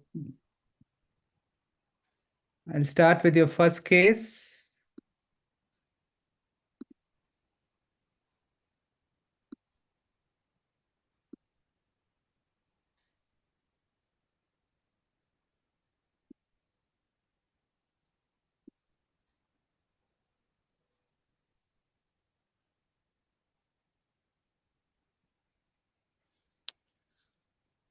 So this case, I was looking for, yeah, you mentioned you did very well in this case. You mentioned all the findings, and you can see there are some linear peripheral opacities which are seen in the right middle lobe. So these could very well be atelectasis. And you also mentioned these could be infarcts, which is correct. And there are no other lung findings. The patient had a raised D dimer, and we did an angio. So what I was looking for is, you see this area, so when you see the lesions, you can also look at the branch of the vessel which is supplying that area. So you look at this area and you see this vessel which is going towards that area. So this is a thrombosed pulmonary branch vessel which is supplying going to that region. So this is a case of a pulmonary thromboembolism. I know in the setting of an exam, it's quite difficult when you are scrolling through a case to pick up small findings, but it's good that you mentioned that you're looking for smaller lesions and smaller foci of embolism. And when you see an infarct, it gives you a clue that which vessel may be blocked. So you need to look, when you see the finding, you can trace the particular vessel which is supplying that area, and that would give you a clue that whether there is an embolism or not. And you can see that there is no enhancement in this vessel which is going towards that middle lobe, and this is a case of a pulmonary thromboembolism. So we go to the next case now. So the next case was the ultrasound case which I showed you. So you did very well. This is the second part of the case. You see that there are lesions they mentioned the right supraclavicular fossa. You see this lesion, so this could be a lymph node. It could be a small parathyroid adenoma. So these are the differentials. When you see multiple lesions in the exam, they probably won't give you a simple lymph node. So you're seeing there's a lesion in the inferior to the left lobe of thyroid. Of course, it's not showing any vascularity. Usually there should be a polar vessel which supplies it, which was not seen. But on another lesion, you could see this vessel which is supplying it. So this is a branch polar vessel which is supplying it. And you see there are some lesions in the supraclavicular fossa. So what I was showing is this is a longitudinal image, and you see the lesion over here, just adjacent to the vessel. And on the these are the cross transverse images. You're seeing this lesion. So these could be lymph nodes or adenomas. You correctly mentioned adenomas as the differential. And if you need to correlate, you need to tell that you need to correlate with the clinical history of the patient. If the patient has any changes of calcium, serum calcium levels and hormone levels. And these are system EB scans. So compared to the plain system EB scans, the subtraction images have a higher sensitivity in picking up adenomas. So especially when they are small adenomas and when there are multiple adenomas, just a system EB scan, you may miss it. So what you do is you give iodine 123 and also technetium-99 system EB together. And when you give it together, the system EB is taken up just by the parathyroid glands, especially the adenomas, and the I-123 is taken up by the thyroid.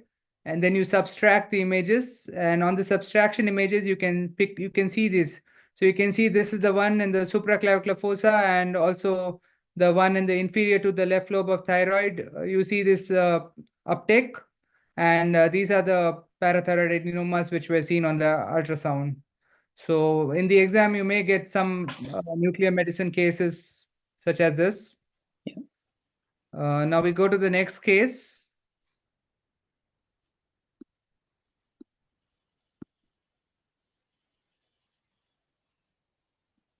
So the next case was,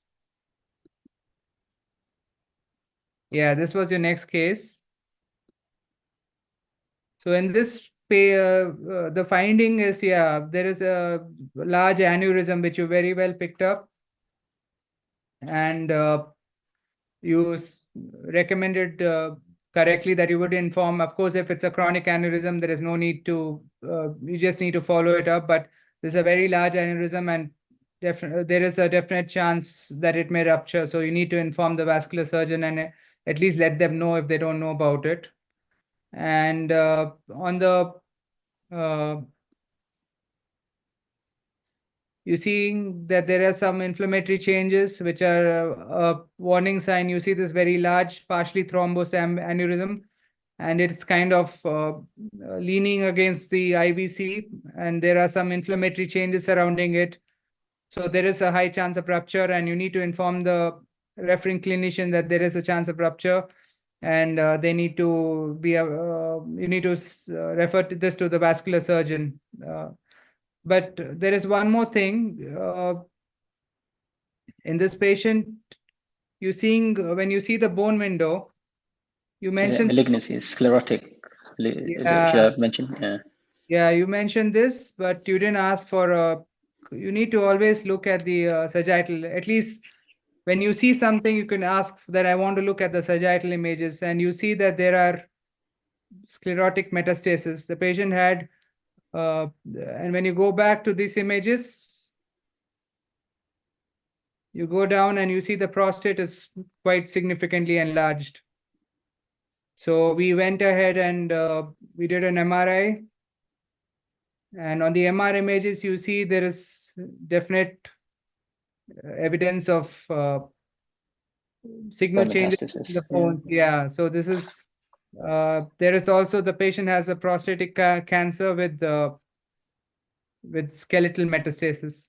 So these are the skeletal metastasis which you did not mention, but so this is called the satisfaction of search. When you find something, you always look, be aware that there could be another finding, especially in the setting of an exam. They would probably add in another thing like this, and you need to be be mindful that there could be another finding which you're not picking up. So overall, you did very well. Well done. We can go to the next candidate.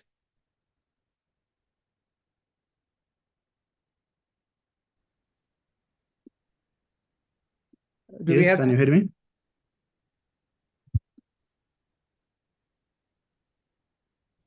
Yeah.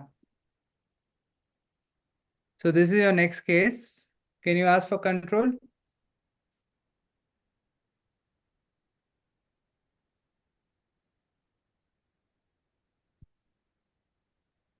Yes, requested.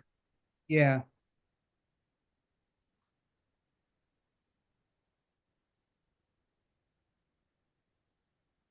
Are you able to scroll? I will try.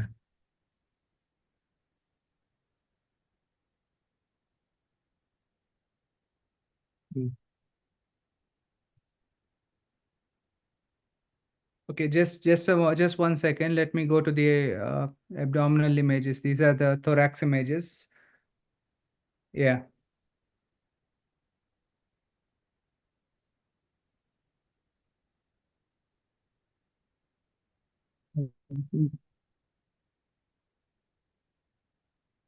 Scrolling is sluggish.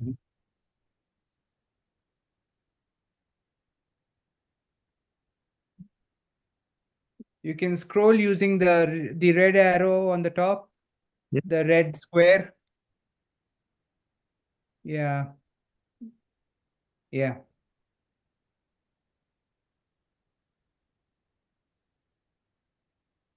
Yes. I am provided with a contrast enhanced CT abdomen, axial window, axial slice.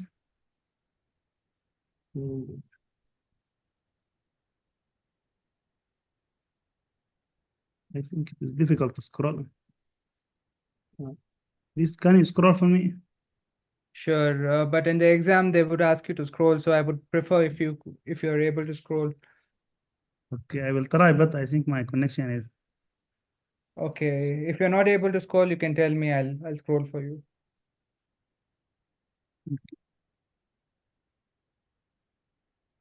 Yes, this is a contrast enhanced CT abdomen. There is the dilatation of the esophagus, stomach, and small bowels.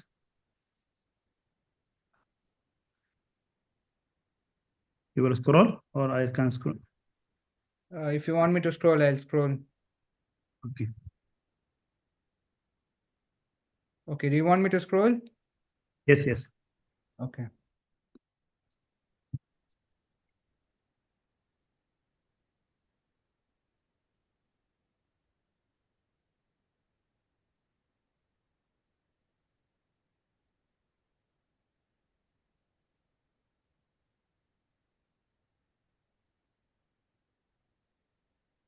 If you want in any particular section, I can go to that section. Yes, okay.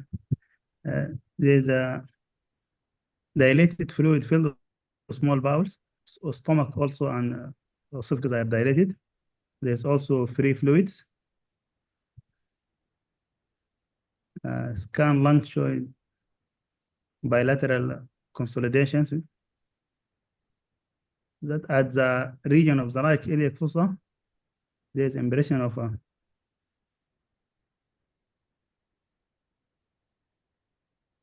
large soft tissue mass with a twisted mesentery.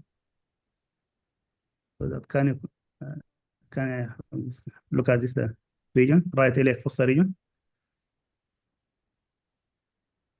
I can't see your.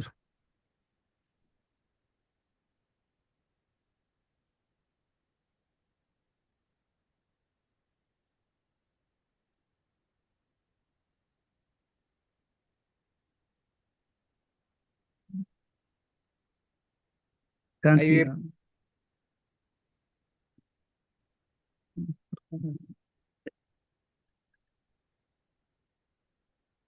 Candidate number 4, are you able to see the screen? Yes, I can see, but I think there is a delay. So that there is a thickening of small, there is a impression of soft tissue mass or bowel wall thickening with a twisted mesentery in the right iliac fossa regions.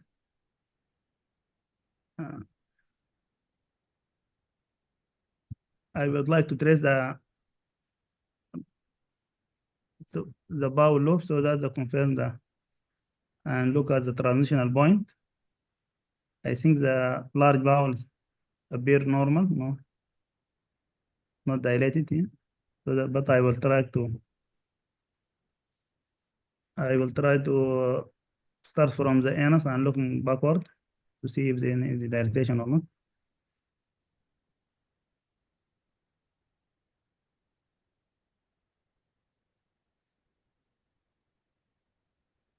Yes. Yes, I think the dilatation mainly involves a small bowel. So can I have a look at the coronal images, please?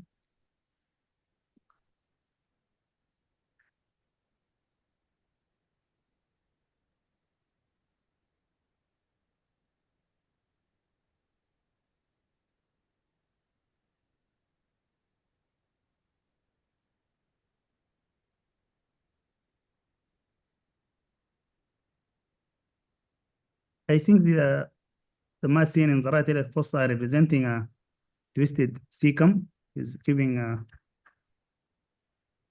like a imperial sign on the coronal view. Is a twisted mesentery.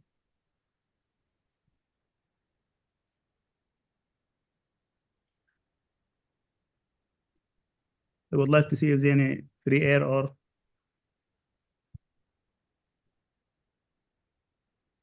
So you want to look at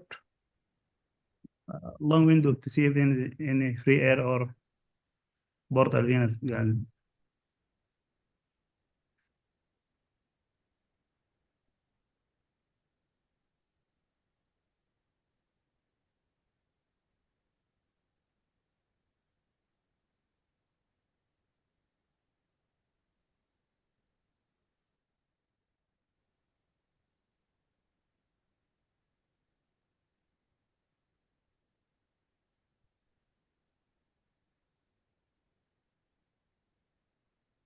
No evidence of free air on this image I can see, or air within the SMV or portal veins. If this is acute presentation, it's finding most likely to represent a cecal volvulus with small bowel and intestinal obstructions. Other differential include neoplastic process, because I see thickening of the cecal wall with enhancement, is abnormal enhancement. I would like to review the previous images and clinical history for below. okay, well, the patient has come with acute distension, abdominal distension.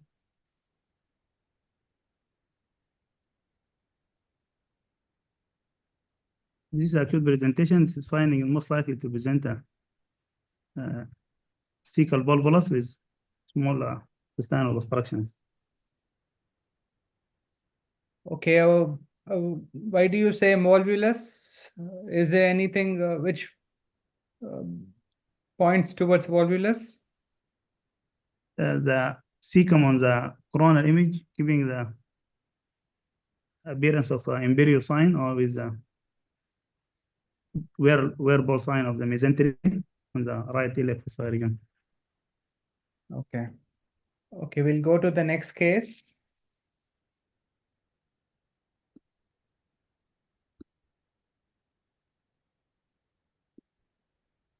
Yeah, this is your next case. Could you just try scroll? I'm presented with an X-ray number. See if you can scroll.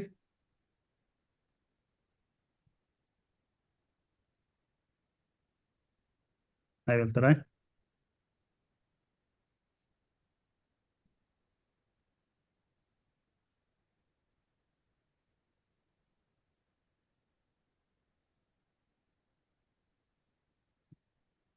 I'm unable to scroll. You're not able to scroll?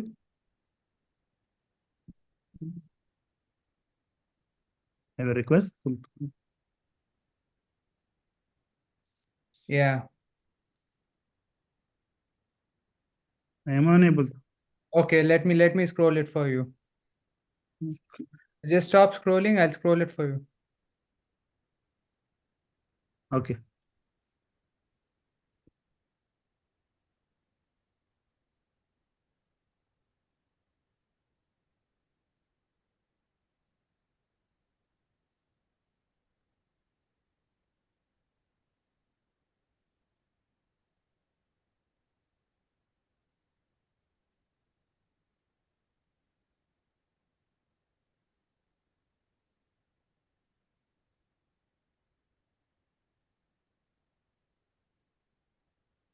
If you want me to stop at any particular image, you can let me know. Okay.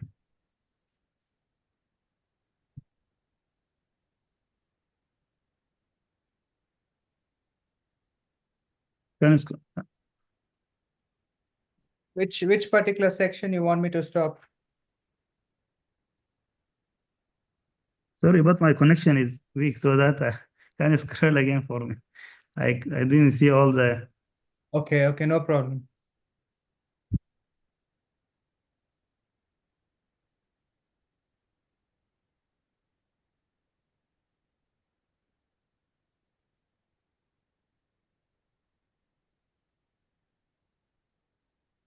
The non-contrast axial CT brain.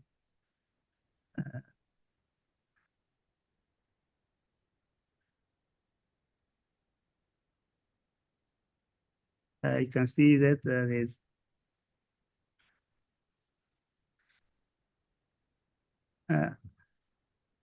yes, as the skull base, the right side.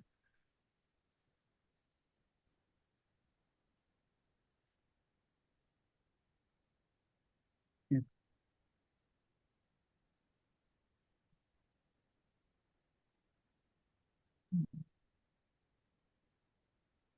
Yes, no obvious hematoma or acute infection. Both ventricular system appear normal, no evidence of hydrocephalus. At the skull base, right side, I think near the jugular foramen. Can I have a look at this area?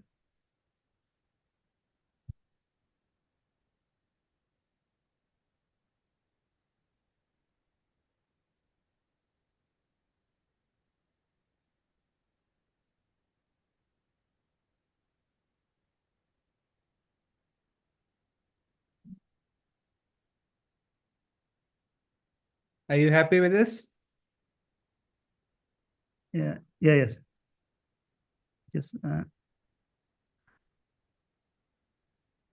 No obvious abnormality detected here, but can I have a look at the bone window?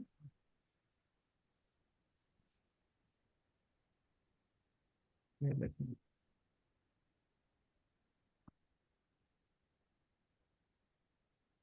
Okay, for the sake of time, there is nothing abnormal on the bone window.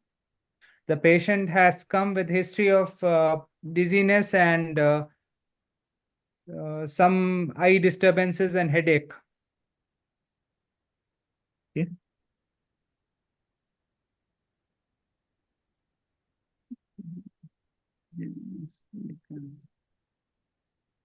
So are you finding anything abnormal on this? Yes, and the right thalamus appears slightly bulky compared to the left. There is yes, I think there is an impression of well-defined mass lesion extending to the right cerebral peduncles. I would like to review post-contrast study. The lesion is slightly hyperdense, yes.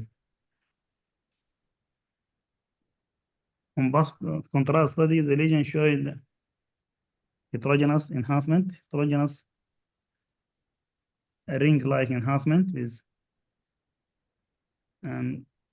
surrounding pathogenic edema. There's also mild dilatation of both lateral ventricles with seepage indicating obstructive hydrocephalus.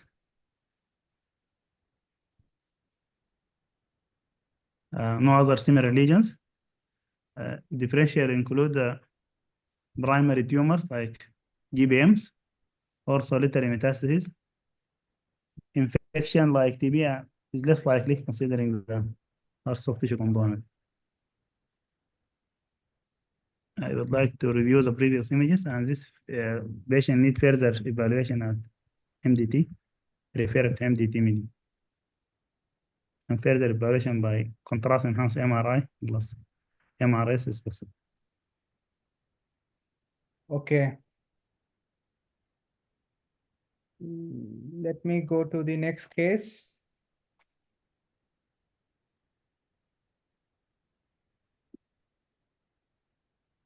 Yeah, this is your next case. Okay.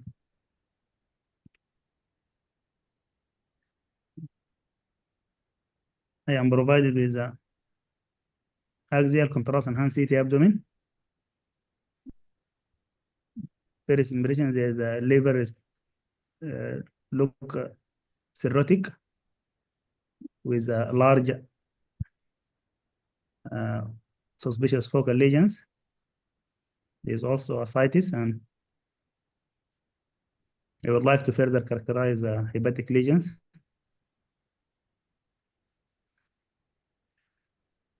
I think there is a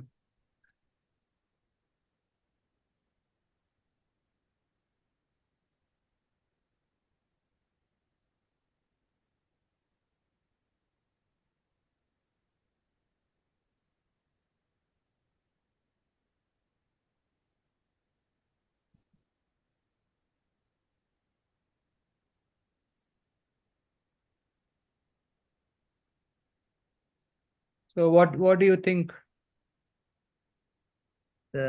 consider. I would like to further characterize by seeing it in the portovenous and delayed phases.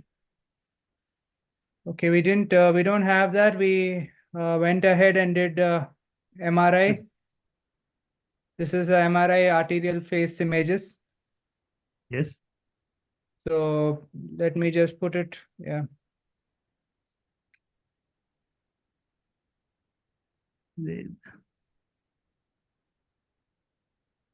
The lesion shows heterogeneous enhancement, the arterial phase. There is also multiple small lesions in the yes. There's the largest one, I think, the segment 4 for me. So would you like to see anything else? Portovenous and delays, and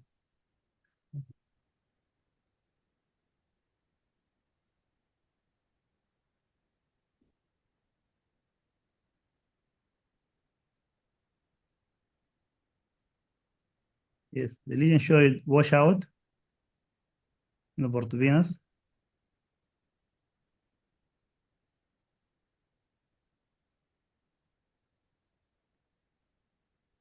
Yes. So what do you think it is? I think it is a multifocal HCC, considering the cirrhotic nature of the livers and the pattern of enhancement. Other differential include metastasis. Is there any other finding?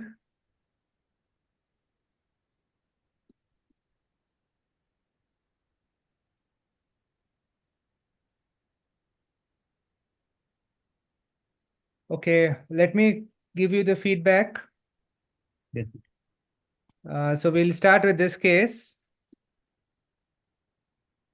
So in this case, this is you did very well. This is a large liver lesion. You're seeing this mass, Yes. this heterogeneously enhancing mass. So in the CT, we just have this face, and you see this heterogeneously enhancing mass. In the background, liver is showing some irregularity, so which is suggestive of cirrhotic. So when you're seeing a cirrhotic liver, of course, the most likely differential would be a hepatocellular carcinoma. So, Yes. but since there are multiple lesions, you're seeing there are some other lesions also. Your Yes. differentials would be metastasis. Yes. So hepatocellular carcinoma and metastasis. You see splenomegaly and features of portal hypertension. You mentioned that there is moderate or to gross ascites, but you have to see the portal vein. You see this Yes, portal vein. tumor is From- going to the portal vein. You see the tumor, it's going into the portal vein. Yes. So there is extension of the mass into the portal vein and multifocal liver lesions within a background of HCC. Then we went ahead and did MRI, and on the MRI arterial phase images,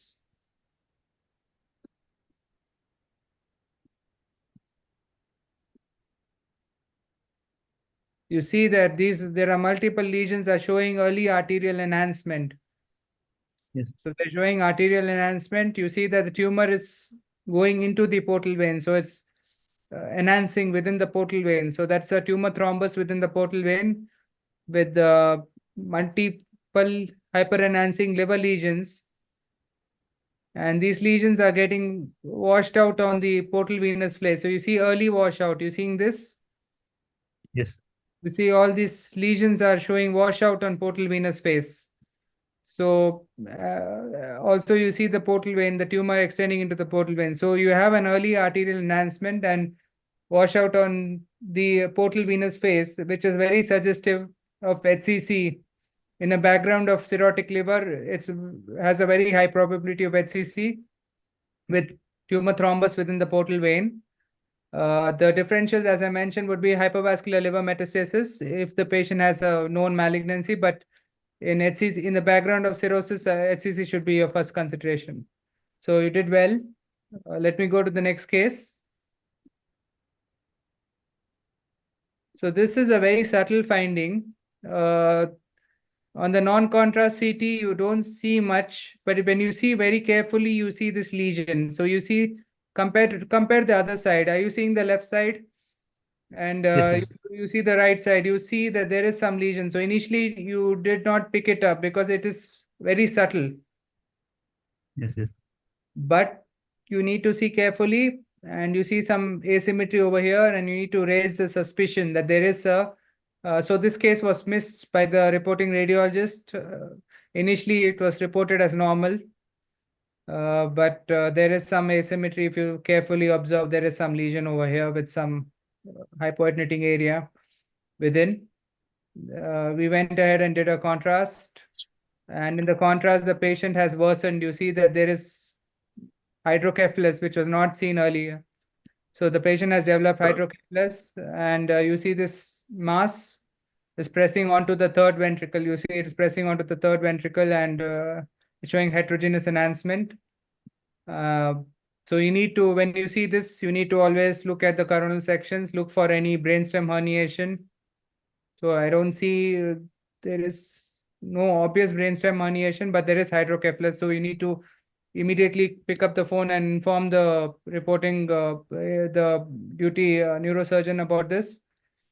And this is it was a case of a thalamic mass with causing obstructive hydrocephalus. So unfortunately, this patient passed away. So let's go to the next case. So the next case which I gave you was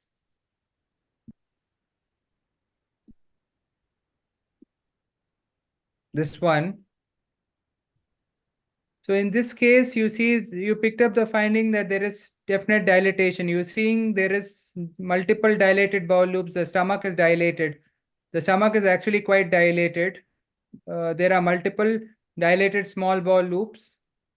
And you're seeing this mass-like structure over here in the right iliac fossa. So you can see that it has a whorled appearance. There is something which is going into the mass. You're seeing the bowel loops which are entering into the mass. So the large bowel, let's trace the large bowel. You're saying the rectum, this is the colon. The colon is definitely not dilated. You see the colon going here. This is a part of the colon. And you see this. So it looks, this is a case of an interception. It's an ileocholic interception. So it's not a volvulus.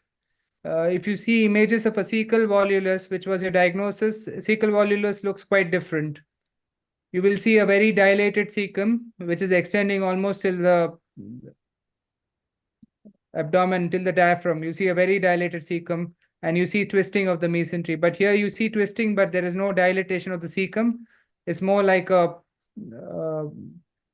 small bowel entering into another bowel loop. So this kind of a multi-layered appearance would be seen in interception. Also, you see there is some air. You seeing this? This is nothing but air within the wall. So this at least raised the suspicion that there is some pneumatosis. There's a small collection over here, and there is some amount of air in that. So that is You can see this defect. It's a perforated interception. It's an ileocolic interception with perforation. You're seeing this is free gas, nothing but free gas within the peritoneal cavities and free fluid collection over here. And you are also seeing some amount of suspicion for pneumatosis. This is definitely suspicious for pneumatosis. So you need to raise all these possibilities, look carefully for these, and you need to inform the surgeon that this could be a perforated bowel loop. So you mentioned, you look at images of the cecal volvulus, you will know how to differentiate between interception and volvulus. This is a perforated ileocolic interception. So overall, you did well. Good. So I think we have done with the cases. So overall, all the candidates have done very well. Thank you so Thank much, Dr. Akash. This is Dr. Maria. And it was indeed a